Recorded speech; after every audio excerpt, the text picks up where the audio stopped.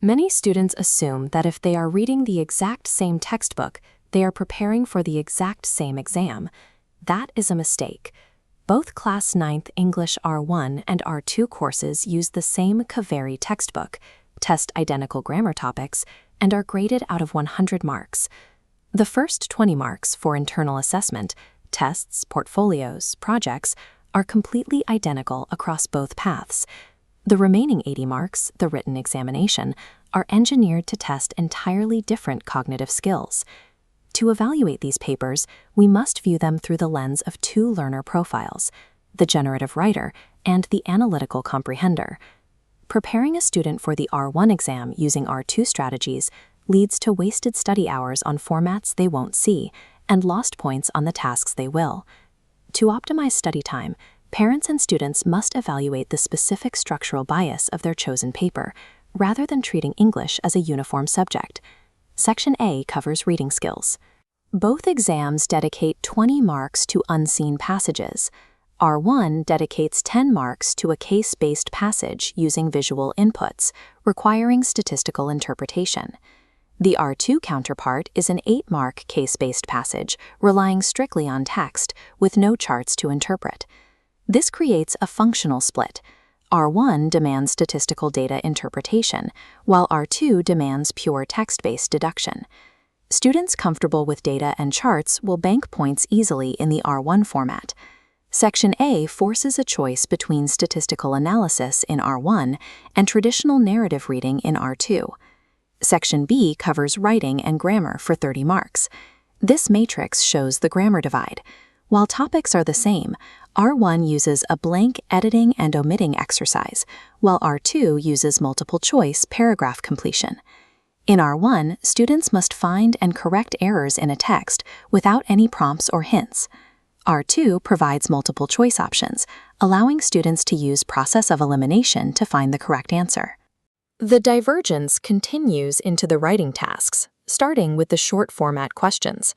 R1 assigns 3 marks for 50-word tasks like drafting a notice or invitation.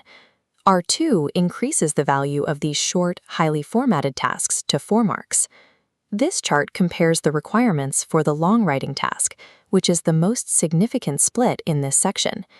R1 requires a 200 to 250-word descriptive or narrative essay worth 7 marks.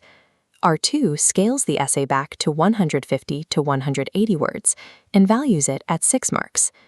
R2 effectively shifts the weight away from long essays and places it onto the shorter, strictly formatted tasks. Writers who constantly struggle with a blank page will lose significant time and valuable points into the R1 requirements. R1 rewards creative stamina. R2 rewards formatting precision and objective grammar tactics. The final 30 marks are in Section C, Literature. Here, the exam philosophies are completely opposed. Look at the weights on this scale. R1 relies on long-form thematic answers, requiring 2 separate 120 to 150-word essays. R2 cuts that long answer requirement to just one 5-mark question. Those marks move to extract-based questions, which increase from 10 marks in R1 to 15 marks in R2. R1 demands deep memorization of character arcs and plots to generate long answers from memory. R2 provides the text on the page, rewarding students who can perform on-the-fly analysis. Preparing for R1 requires thematic memorization. Preparing for R2 is an extension of reading comprehension practice. The choice between these two papers depends on whether a student excels at generative output or analytical extraction. The generative writer profile maps directly to the R1 path. If a student excels at descriptive writing and likes interpreting visual charts, R1 is the strategic choice. The analytical comprehender profile fits the R2 path. If a student prefers multiple choice options and relies on text extracts to trigger answers, R2 is the optimal choice. While both paths use the CBSE textbook for content, success depends on drilling the specific structural architecture of the chosen paper. Evaluate your students' cognitive habits today and align their exam path to match their natural strengths.